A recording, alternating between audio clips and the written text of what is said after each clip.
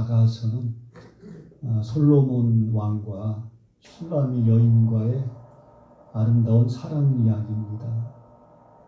이 이야기는 단지 솔로몬과 슐라미 여인과의 사랑 이야기에 그치지 아니하고 신랑 되시는 예수님과 신부 되는 교회, 우리와의 사랑 이야기가 이 아가서의 말씀이기도 합니다.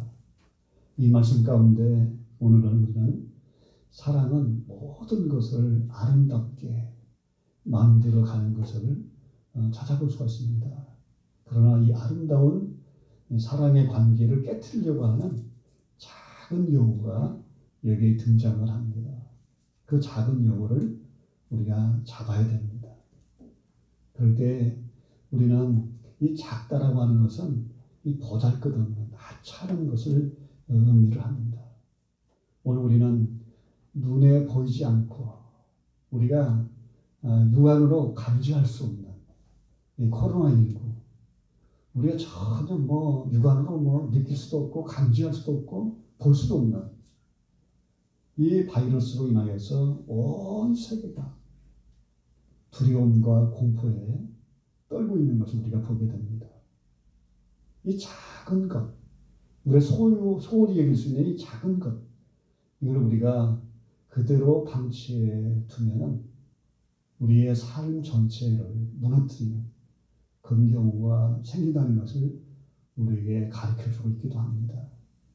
오늘날 이 코로나 바이러스에 감지할 수 없는 이 작은 것, 이것으로 인하여서 경제가, 온 나라의 경제가 위험에 처해 있고, 교육도 그렇고, 우리 일상생활도 그렇고, 우리 영적인 삶 속에서도 이 코로나 이 바이러스 아주 작은 것, 이걸로 인하여서 우리의 신앙이 자칫하면 무너질 수 있고 우리가 깨질 수 있는 그러한 이제 일이 우리 앞에 닥쳐 있다는 것을 우리가 인식을 하고 우리가 호동을 하는 작은 여우를 잡아야 된다는 것을 오늘 우리가 기억하면서 이 포도를 하는 작은 여우를 우리가 잡아야 됩니다. 이 포도원이라고 했을 때 이 포도원은 우리의 마음일 수도 있어요. 우리의 마음에 주님을 향한 그 사랑의 마음이 식어질 때에 우리의 마음은 한순간에 주님과의 나하고의 관계가 무너질 수가 있습니다. 우리의 마음의 욕심도 그럴 수도 있죠. 우리 포도원은 한 가정을 이야기할 수도 있어요. 그리고 교회의 공동체를 말할 수도 있고 그리고 이 사회를 말할 수도 있습니다. 이 코로나 이 바이러스는 모든 걸 갖다가는 다 정지시키고 막는 그런 엄청난 그런 일을 지금 우리 가운데 행하고 있지 않습니까? 자, 이럴 때에 오늘 우리가 어떻게 해야 되는가? 오늘 우리는 어떠한 환경과 어떠한 상황 속에서라도 이 사랑의 관계가 깨지지 않으면 모든 문제를 해결할 수 있는 놀라운 기적 역사가 일어나는 것을 우리는 성경에서도 그렇고 우리의 삶 속에서 얼마든지 우리가 찾아볼 수 있는 거거든요. 그래서 오늘 본문을 보면은 사랑하는 자여, 사랑하는 자여 하는 그런 얘기가 굉장히 많이 나옵니다. 이 본문을 이해하려고 하면 우리는 솔로몬과 슐라미 여인과의 이 아름다운 사랑의 관계가 형성되어가는 그런 과정을 조금 우리가 이해할 필요성이 좀 있습니다. 이스라엘 사람들의 결혼이라고 하는 것은 결혼하기 전에 한 1년 전에 정혼이라고 하는 기간이 있으면 정혼. 우리나라의 약혼하고는 다릅니다. 이 정혼이 있는데 그러면 이스라엘 사람들의 남녀 간의 이 만남이라고 하는 것이 어떤 형식으로 이루어지냐면 거의 절기를 통해서 그들의 만남이 이루어지는 게 굉장히 많습니다. 우리가 이제 절기라고 하는 것을 이야기할 때 이스라엘은 여러 가지 절기 있지 않습니까? 유월절이라든가 맥주절, 추장절 이런 그 많은 절기들이 있는데 그 절기가 한 일주일 동안 이렇게 진행이 되거든요. 그 일주일 동안 각 처에서 이렇게 예루살렘으로 올라와가지고 이러한 절기를 지키는 중에 자연스럽게 남녀 간에 어떠한 이렇게 만남이 이루어질 수가 있습니다. 그러나 그 만남이 이루어졌다고 해서 바로 성사되는 게 절대 아니에요. 이스라엘의 결혼에 있어서는 반드시 정혼을 거쳐야 돼요. 그러면 정혼이라고 하는 것은 어디서 하냐면은 신부가 될 여자의 집에서 먼저 그거를 정혼을 합니다. 그리고 남자는 이제 그 여자를 갖다가 신부로 맞이하기 위해서는 그 정혼을 하기 위해서는 세 가지를 가지고 가야 돼요. 하나가 뭐냐면은 한 잔의 포도주가 들어갈 만한 그런 그 가죽 부대가 있잖아요. 우리가 포도를 담는 가죽 부대. 그래서 한 잔의 컵 정도의 이제 그 포도의 주의 양이에요. 그걸 가지고 가고, 그 다음에는 이제 지창금, 은금, 이제 지창금. 이 지창금이라고 하는 것은 이제 그 여인을 데려오기 위한 지창금인데, 그것은 절대로 그 여인의 몸값이라고 하는 것이 아니라, 바로 거기에는 다른 의미가 좀 있습니다. 그건 이제 다음에 제가 말씀드리려고 하고, 그 다음에 세 번째가 이제 있는데, 바로 이제 그게 뭐냐면은, 이제, 이것을 이제 가져갑니다. 결혼 그 서약서. 예, 결혼 서약서를 이렇게, 서약서를 가져갑니다. 그러면은, 이제 그 집에 들어가서 이제 그 남자가 이제 그걸 건네주면서 이제 이야기할 때에 자기 소개를 할 때에 나는 어느 지파 누구누구입니다. 이렇게 자기 소개를 해요. 그러면은 신부의 아버지가 딸을 불러내요. 딸을 불러내가지고는 이제 딸에게 세 가지를 물어요. 첫 번째로 뭐라고 묻냐면은 네가 이 남자를 얼마나 알고 있느냐. 그러니까 이 남자를 얼마나 알고 있느냐에 대한 지식을 물어요. 그러면 이제 그 딸이 대답할 거 아닙니까? 나는 이 남자를 어떤 사람으로 알고 있다. 이 지적인 것을 물어봐요. 그 다음에 두 번째로는 감정적인 것, 정적인 것을 물어봐요. 내 마음에 저를 사랑하는 마음이 얼마나 마음에 있느냐. 그걸 물어봐요. 그리고 마지막으로 세 번째로 이제 의지적인 것을 물어봐요. 네가 저 남자를 위해서 얼마만큼 희생할 수 있느냐. 얼마만큼 희생할 수 있느냐를 물어봐요. 그리고 나서 제일 마지막에 이제 그 아버지가 그 딸에게 묻습니다. 내가 이제 이 결혼을 허락해도 좋느냐? 그렇게 이제 물어봐요. 그럴 때에 그 딸의 얼굴이 환하게 밝아져야 되는데, 예를 들어서 아버지가 저 남자와의 결혼을 허락해도 되느냐? 그 질문했을 때에 뭔가 불안해하고 뭔가 뭐 믿음지 않는 그런 모습이 보이면은 너도 그 마지막 질문을 할 때에 그 여자가 너무 신나가지고 너무 좋아가지고 막 얼굴이 환해져가지고 기쁨으로 그렇게 이제 대답을 해야만이 그 아버지가 이제 모든 걸 이제 마치고 마지막으로 축복 기도를 해줘요. 축복 기도를 해줍니다. 그러면은 온 동네 사람들이 그 집안에 결혼이 성사된 정혼식이 끝났다는 것을 선포하기 위해서 뿔나파를 불어요.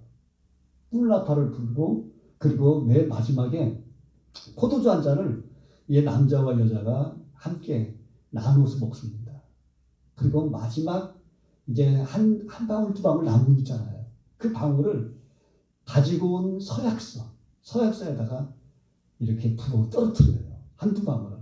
그러면 그걸 뭘 말하냐면은 마지막 죽는 순간까지 이 사람과 나하고는 하나라고 하는 그런 맹세가 담겨 있는 것이 바로 이 포도주의 한두 방울을 떨어뜨리는 것이에요.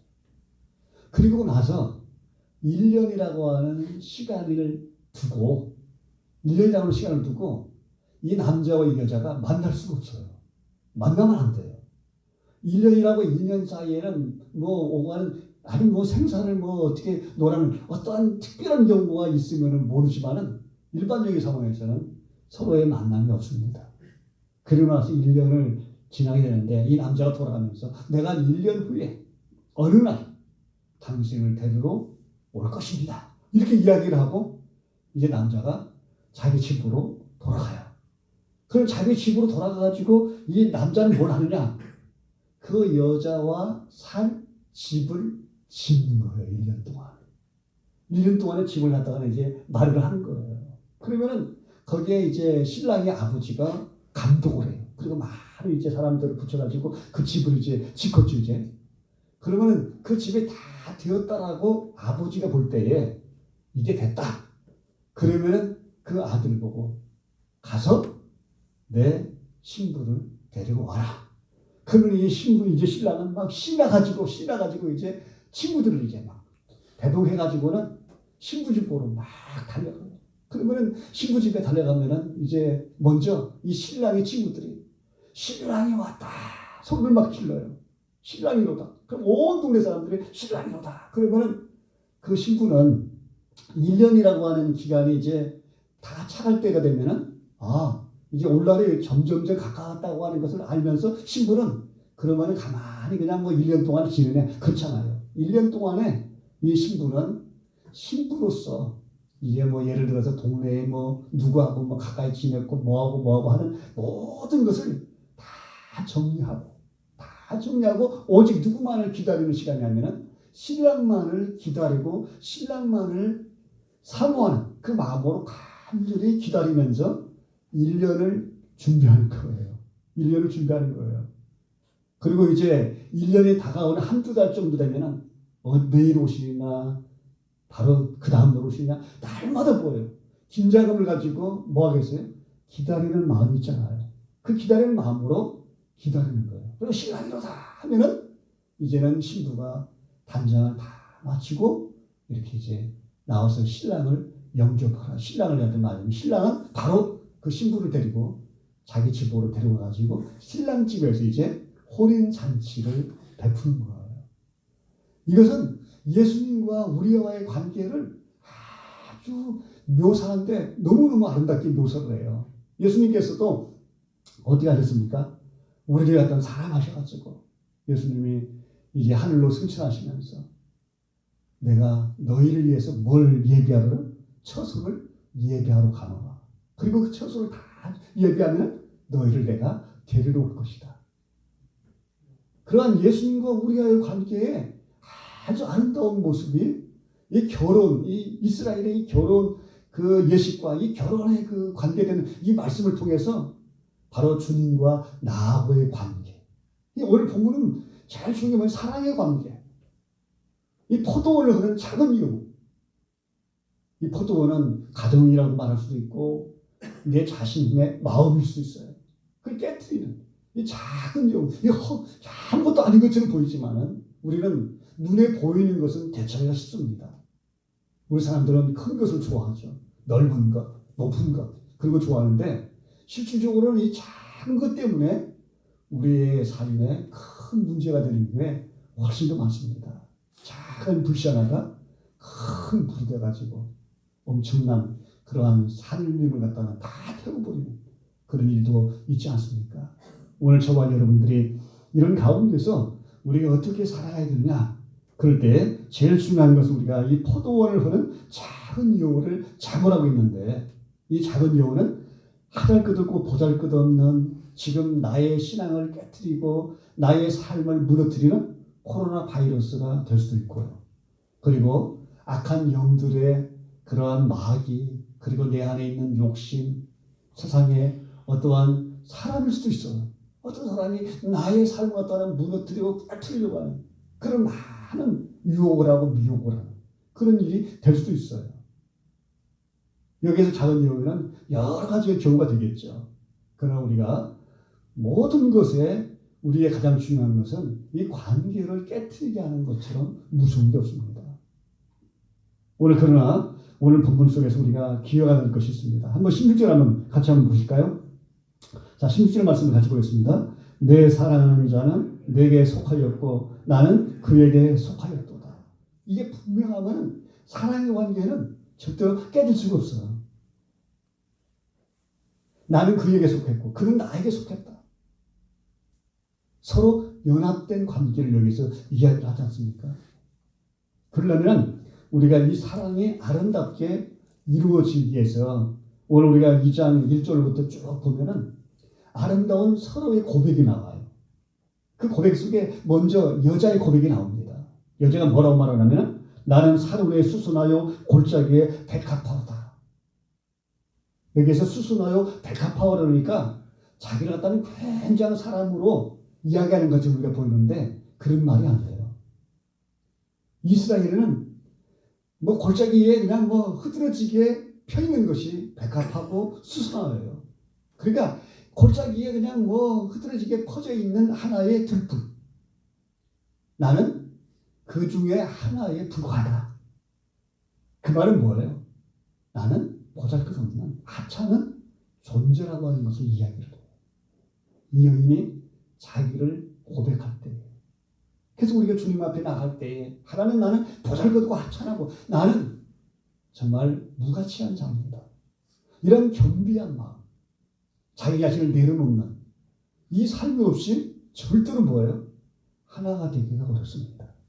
그래서 주님은 자기를 부인하고 자기 십자가를 지는 자가 주님을 따를 수 있는 제자가 될 수가 있듯이 바로 오늘 우리는 주님 앞에 그렇게 고백하면 주님은 우리를 그래 맞아 이렇게 말하지 않아요. 주님은 우리를 엄청나게 우리를 갖다가는 높여주십니다. 우리가 2장 2절에 보면 이렇게 말합니다. 여자들 중에 내 사랑은 가시나무 가운데 백합화 같도다. 그러니까 많은 여인들을 먹과 같이 보이냐면 가시나무 같이 보여. 가시나무 같다. 그런데 당신은 그 가운데 백합화 같이 보여. 얼마나 엄청나게 우리를 갖다는 거예요? 사랑하고 우리를 갖다가는 높여주시는지 이루 말할 수 없는 주님이 우리를 향하는 고백입니다. 우리는 무가치한 자가 아니에요. 그리스도 안에서 주님은 우리를 갖다는 가시나무 가운데 백합화 같다. 그렇게 우리를 여겨주시는 거예요. 우리는 이만큼 뭐예요? 소중한 자존감, 자기 정체성을 우리는 늘 기억을 해야 됩니다. 바로 이게 이루어지는 게 얼마나 아름답습니까? 우리가 겸비하여 주님 앞에 나아갈 때 주님은 우리를 가시나무 가운데서도 백합화 같이 피게 하는 놀라운 은혜를 우리에게 베풀어 주신다는 것을 우리에게 가르쳐 주고 있습니다. 그러자 그 여인은 뭐라고 고백하는지 아십니까? 이렇게 고백합니다. 남자들 중에 나의 사랑하는 자는 숯불 가운데 사과나무 같다. 그리고 그 그늘 아래 자기가 앉아서 심히 기뻐하고 그 열매는 내 입에 달았다라고 고백을 합니다. 사과나무는 아름다운 풍성한 그런 사랑을 여기서 이야기합니다. 이 남자가 사과나무 같다 이렇게 표현을 해요. 너무너무 아름다운 표현이거든 사실은요. 그리고 그 그늘 아래에서 그 열매를 먹는데 그 열매가 너무너무 달콤하다는 거죠. 그러면서 더 나아가서 뭐라고 말하냐면은 너희는 건포도로 내 힘을 돋고 사과나를 시원하게 하라. 내가 사랑으로 병이 생겼다. 너무 사랑이 막 커가지고는 병이 생길 정도로 남자를 사랑하는 그 여인이 병들 정도로 그 남자를 사랑했다는 거예요. 바로 우리들이 주님을 사랑. 그래서 우리가 시편 84편에 보면은 너무너무 주님을 사모하고 그 주님을 사모하는 그 마음이 너무 커가지고는 내 육체가 쇠하게 졌다. 그렇게 고백을 하는 시편 기자의 이야기를 우리가 들을 수 있지 않습니까? 바로 오늘 우리가 이러한 코로나 바이러스로 인해서 주님은 우리를 향한 그 사랑이 얼마나 큰지 말할 수가 없는데 이 사랑을 우리가 빼앗겨 버리게 된다면 우리의 영적인 삶의 터전도 우리의 영혼도 우리는 한순간에 망가질 수가 있다는 것을 우리에게 경고해 주는 그런 말씀이기도 해요. 오늘 저와 여러분들은 무엇으로 만족함을 얻으며 살아가야 되냐면 건포도로 힘을 얻고 사과 열매로 우리가 시원하게 하는 바로 이것은 우리가 다른 말로 말하면 사람이 떡으로만 살 것이 아니라 하나님의 입에서 나오는 말씀으로 산다고 하는 것처럼 하나님의 자녀들은 예수님을 신앙으로 모시고 사는 교회는 신부되는 우리들은 오직 하나님의 말씀으로 배부름을 얻고 만족함을 얻는 그 삶이 우리에게 필요하다는 것을 우리에게 가르쳐주고 있습니다. 우리가 이제 우리말 성경이나 이렇게 새 번역에 보면은 이렇게 표현하는 것을 우리가 들을 수가 있어요. 건포도로 내게 힘을 주세요. 사고로 내게 새 기운을 북돋아 주세요. 나는 사랑 때문에 병이 났답니다. 이렇게 번역을 해요. 그러니까 주님을 향한 그 사랑의 마음이 우리 안에 있을 때에 주님은 우리에게 건포도와 사과나무로 우리의 힘을 북돋아 주시고 우리의 마음을 시원케 해주시는 놀라운 은혜를 우리에게 베풀어 주신다는 겁니다. 오늘 저와 여러분들이 말씀으로 날마다 세임 얻어서 이 작은 여우를 우리가 우리의 포도를 허물려고 하는 이 작은 여우를 우리가 이겨내고 승리하는 우리의 삶이 되어야 될 줄로 믿습니다. 그러기 위해서 우리가 정말 그리스도 안에 온전히 속해 있어야 돼요.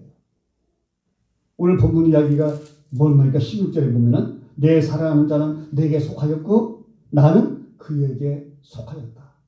우리가 어디에 소속됐는가? 참 중요합니다. 우리가 이 어려운 상황 속에서 시편 90편에 있는 것처럼 지존자의 은밀한 곳에 살며 전능자의 그늘 아래에 사는 자예요.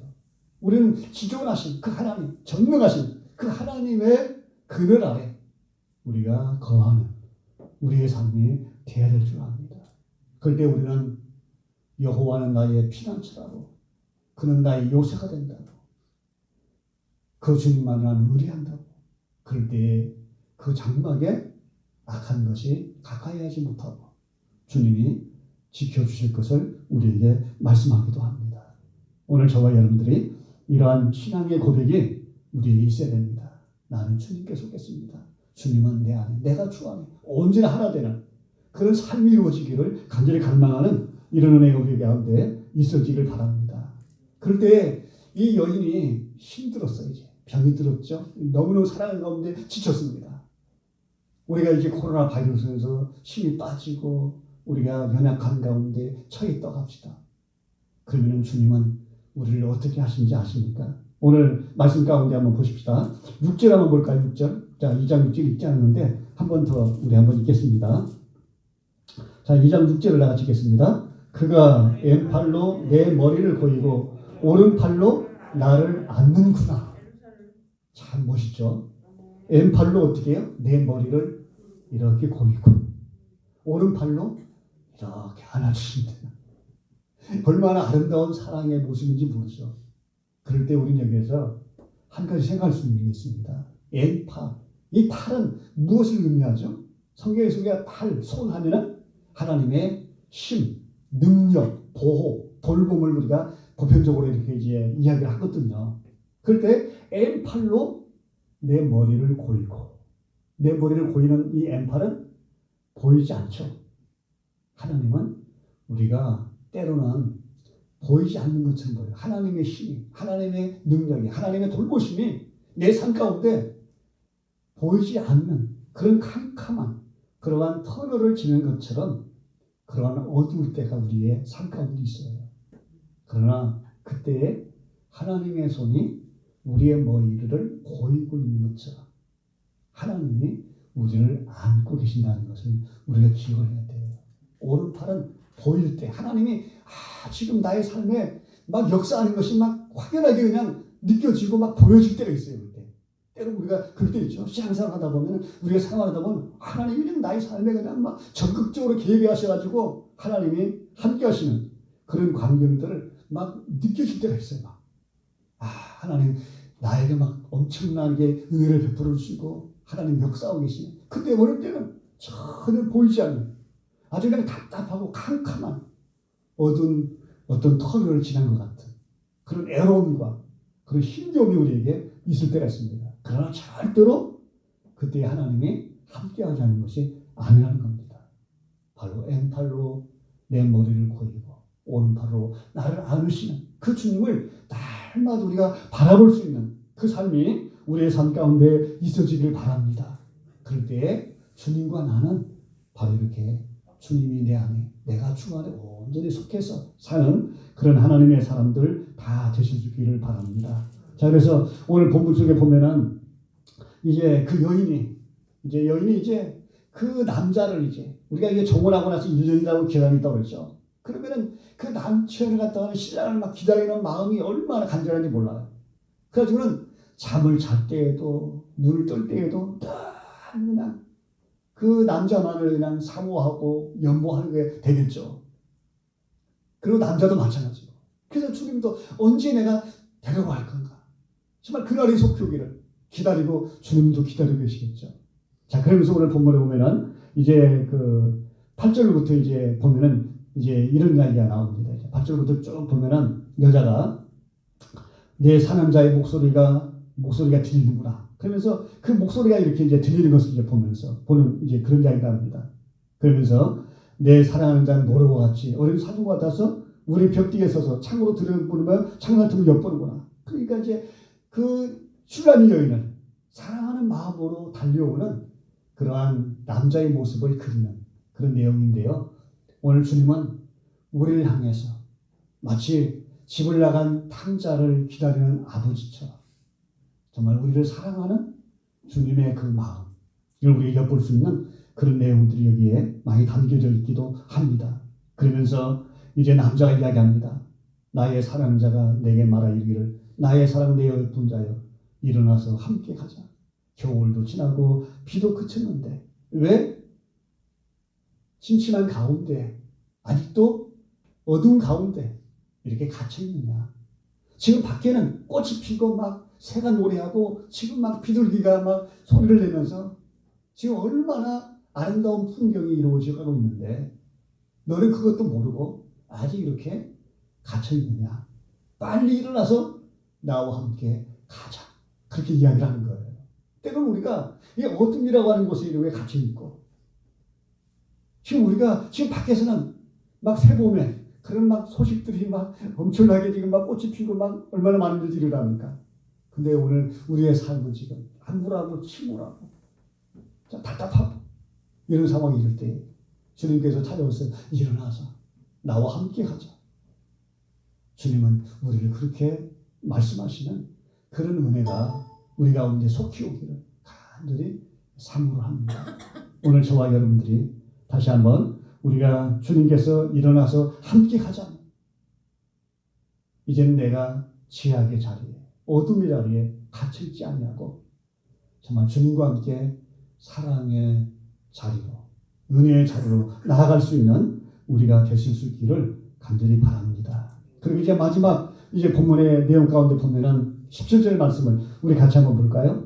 내 사랑하는 자야 날이 저물고 그림자가 사라지기 전에 돌아와서 베델을 사는 노령과 어린 사슴 같을지라.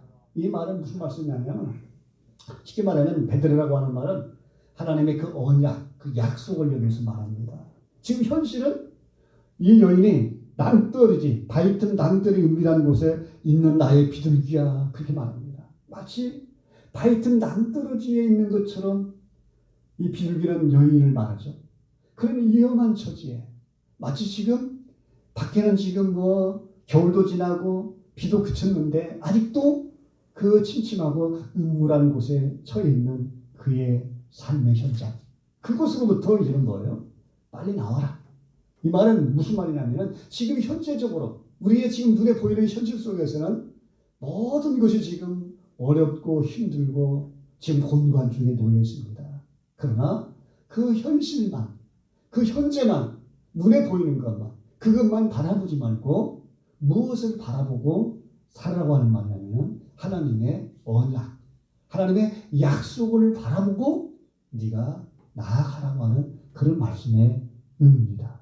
그래서 오늘 우리가 이 세상을 바라보고 살아갈 때에는 우리가 낭떠러지 바로 은밀한 곳에 떨어질 것 같은 위험한 그런 막 그냥 지금 비도 그치고 이제 겨울도 지났는데 아직도 그냥 침침한 어둠 가운데 생명의 그 역사가 일어나고 있는데 아무것도 나에게 일어나지 않는 것처럼 느껴지는 그런 답답한 상황이 우리가 처해 있을 수 있잖아요. 그러나 그 현실을 바라보지 말고 하나님의 약속을 바라보고 우리가 믿음으로 나아가라는 것을 우리에게 권고하고 있습니다.